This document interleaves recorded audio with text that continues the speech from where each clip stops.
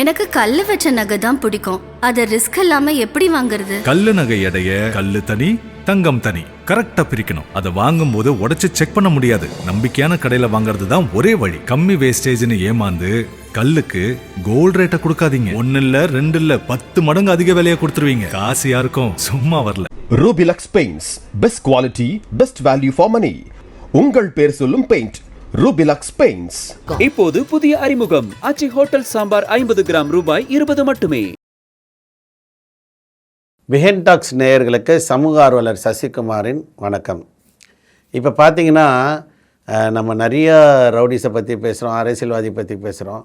இப்போ நம்ம பார்க்க போகிறது யார் இந்த ராக்கெட் ராஜா. பேரை கேட்டால் தென் மாவட்டங்களில் பார்த்திங்கன்னா கையேறி குண்டு நாட்டு குண்டு தான் போடுவாங்க. ஆனால் அதே மீறி AK-47 ராக்கெட் லான்ச்சர்லாம் பிடிப்பட்டதால் இந்த ராக்கெட் ராஜா என்ற பேர் இவருக்கு அடமொழியாக வருது.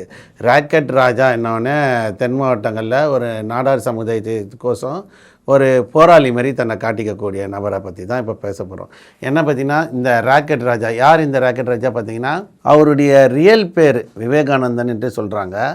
இவர் பார்த்திங்கன்னா நாடார் சமூகத்தில் பனையேறு நாடார் என்ற ஒரு சமூகத்தை சேர்ந்தவராக சொல்கிறாங்க. அதுக்கப்புறம் பார்த்திங்கன்னா பனங்காட்டு கட்சியுடைய நிறுவனர். பொதுவாகவே நாடார் சமூகம் என்பது எப்படி பார்க்கணும்? ஒரு காமராஜர் இருந்த ஒரு சமூகம்.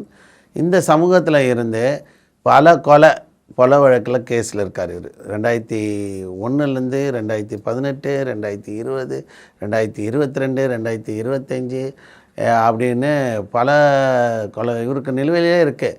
அப்போது ஒரு மாவட்டத்துக்கு 3-4 மாவட்டத்தில் ஒரு சரித்திர பதிவேடு குற்றவாளியாக இருக்கக்கூடிய ராக்கெட் ராஜாவை சரித்திர பதிவேடு குற்றவாளியாக உளவுத்துறை ஏன் கண்காணிக்க மாட்டேது? இன்டெலிஜென்ஸ் ரிப்போர்ட் என்ன சொல்லுது? நம்ம அதை கேட்கணும். இப்போ தான் தென் மாவட்டங்களில் போட்டிங்கன்னா இன்டெலிஜென்ஸ் ரிப்போர்ட்டுன்றது வெரி ஒர்ஸ்ட்டாக இருக்குது. ஏன்னா இன்டெலிஜென்ஸே ரிப்போர்ட் போடுறதில்ல. இப்போ சென்னையில் பார்த்திங்கன்னா ஒரு சாதாரண ஒரு கஞ்சா வியாபாரிக்கிட்ட சின்ன கத்தியை பிடிச்சவொடனே குண்டாஸ் போடுறாங்க. அப்போ என்னென்னா ஒரு சாமானிய மனுஷன் மீது போடப்படக்கூடிய வழக்குகள் ஏன் ஒரு சாதி சங்க தலைவர் மீதும் மதத்தை சார்ந்த தலைவர் மீதும் போட மாட்டுறாங்க? டிஜிபியாக இருக்கட்டும், எஸ்பி சுப்பரண்ணா போலீஸ் இருக்கட்டும், கமிஷனராக இருக்கட்டும், டிஸ்ட்ரிக்ட் டெபுட்டி கமிஷனராக இருக்கட்டும், டிஸ்ட்ரிக்ட் கலெக்டராக இருக்கட்டும், சாதி தங்க தலைவருங்கன்னா இந்த அதிகாரிகளுக்கு அச்சமியாக ஏற்படுது. அந்த ஒன்று தான் நம்ம இப்போ பேச போகிறோம். பனங்காட்டு கோட்டைன்ற ஒரு கட்சியுடைய நிறுவனர் இத்தனை கொலை வழக்கில் சம்மந்தப்பட்டுக்கிறாரு. நானே ஒரு கட்சியை நடத்துகிறேன். இப்போ ஒரு கட்சியை நடத்தினா சாதி ரீதியான ஒரு கட்சியை தான்னா அந்த சாதியை பார்த்து பயன்றது மக்களுக்கு இருக்க இல்லையோ, காவல்துறை அதிகாரிகளுக்கும் அரசு ஊழியர்களுக்கும் அரசு அதிகாரிகளுக்கும் இருக்குது. இதை தான் நான் சொல்ல வரேன். ஒரு ரவுடிசம் ஒருத்தன் செய்கிறான்னா அவன் சாதி தலைவராக இருக்கட்டும், மத தலைவராக இருக்கட்டும், இல்லை ஏரியாவில் இருக்கக்கூடிய ரவுடியாக இருக்கட்டும், கல்லூரி மாணவராக இருக்கட்டும், திருநங்கைங்களாக இருக்கட்டும், யார் வேணாலும் இருக்கட்டங்க, லான் அண்ட் ஆர்டர் ஒருத்தன் பண்ணுறான்னா கான்ஸ்டியூஷன் படி சட்ட ரீதியாக அவன் மேலே நடவடிக்கை எடுக்கணுன்ட்டு தான். ஏன்னா ஒரு மீட்டிங்கில் நான் பார்க்குறேன். அதில் என்ன சொல்கிறாருன்னா, இங்கே வந்தவன் யார் போனவன் யாரெலாம் எனக்கு தெரியாது, என்னுடைய பார்வையெல்லாம் வேறு மாதிரி தான், எனக்கு பார்த்திங்கன்னா என்கிட்ட இருக்கிற மெட்டலே வேறு அப்படின்னு ஒரு மேடையிலேயே பேசுகிறாரு. அதாவது அவர்கிட்ட இருக்க மெட்டலே வேறையாம்.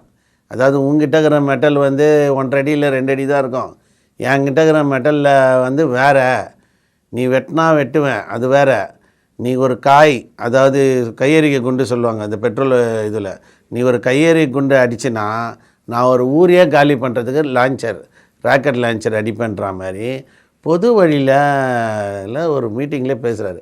அப்போ அந்த ஊரில் எந்த இடத்துல மீட்டிங் நடந்தது, அந்த எஸ்பி ஏன் நடவடிக்கை எடுக்கலை, அந்த டிஸ்ட்ரிக்ட் கலெக்டர் வேடிக்கை பார்க்குறாரு அப்படின்ட்டு. இப்போ நம்மளுக்கு அவர் வேண்டியவர் வேண்டாதருன்றதெல்லாம் அர்த்தப்பட்சம்.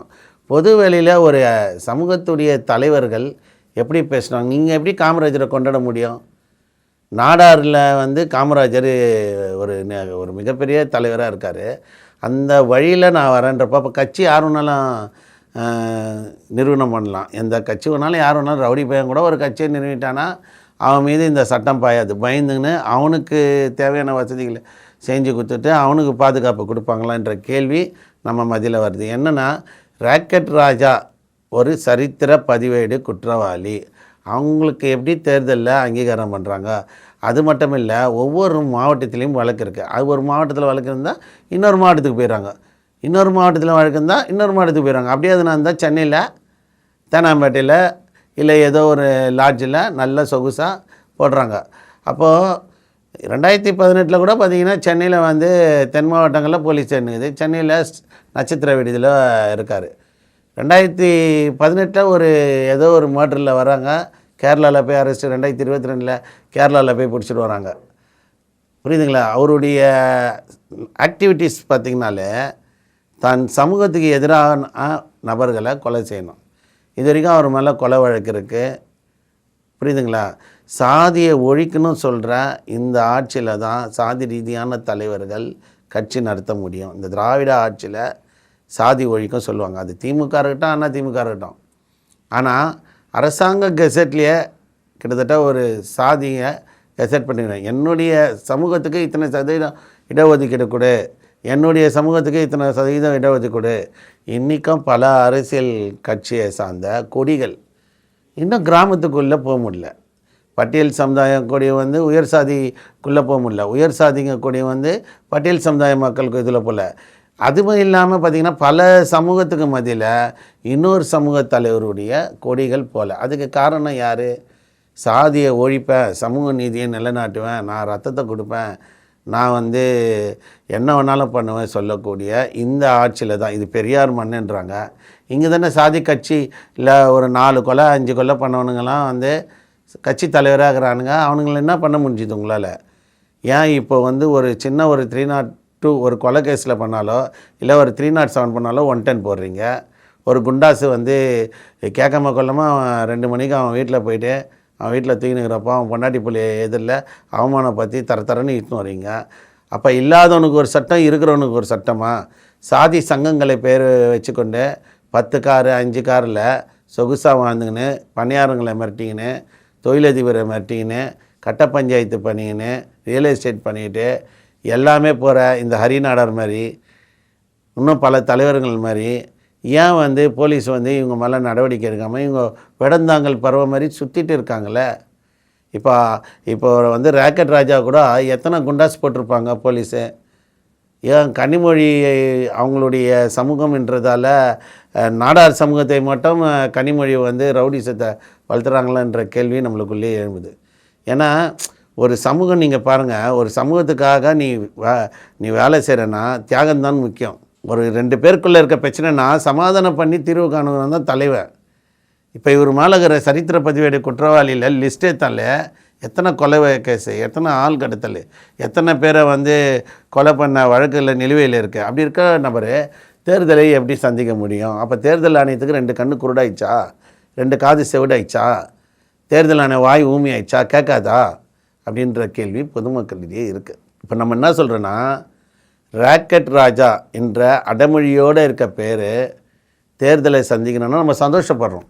அதே நேரத்தில் பல எதிர் சமூகத்தினரை கொலை செய்துவிட்டு நான் வந்து கொலை தான் பண்ணுவேன், என் சமூகத்தை நம்பி நான் நிற்பேன், என் சமூகத்துக்காக நான் எதை வேணாலும் செய்வேன், அதை கேட்குறவனையும் கொலை செய்வேன்னா அது நாடார் சமூகத்துக்கு ஏற்ப உடையதில்லை. நாடார் மக்கள்லாம் பார்த்திங்கன்னா ஒரு மளிகை ஏதாவது ஒரு கடையாவது போட்டு படிப்பாங்களே தவிர ஆள் கடத்தல் கட்ட பஞ்சாயத்து இதெல்லாம் நாடார் சமூகம் பண்ணாது. இப்போ கூட ஹரிநாடர் ஏன் உள்ளே போனார்? கிட்டத்தட்ட ஒரு 77 லட்சம் ஃப்ராடு வேலை பண்ணிவிட்டு 420 உள்ளே போனார். அதுக்குள்ளே இவர் வந்து அரசியல் வந்து வரவேற்கிறோம், நாங்கள் வந்து பொது சமூக ஆர்வலராக நாங்கள் வரவேற்கிறோம். ஆனால் மக்களுடைய கருத்துன்னு ஒன்று இருக்குது. இந்த மக்களுடைய கருத்தில் நம்ம சொல்லக்கூடியது என்னென்னா, உங்களுடைய கேஸ் எல்லாம் ஃபினிஷ் பண்ணுங்கள், முதல்ல திருந்தி வாழுங்க, எல்லா சாதியும் எல்லா மதமும் ஒன்று நினைங்க. புரியுதுங்களா?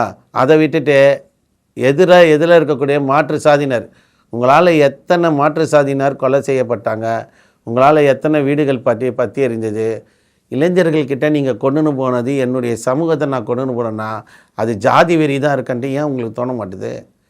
உங்களுடைய சமூகத்தை வச்சு நீங்கள் ஒரு கூட்டம் நடத்துகிறீங்க, அந்த கூட்டத்துக்கு எதிராக இருக்கிறோன்னா நீங்கள் போய் அடிக்கிறீங்க. பல வழக்குகள் நிலுவையில் இருக்குது.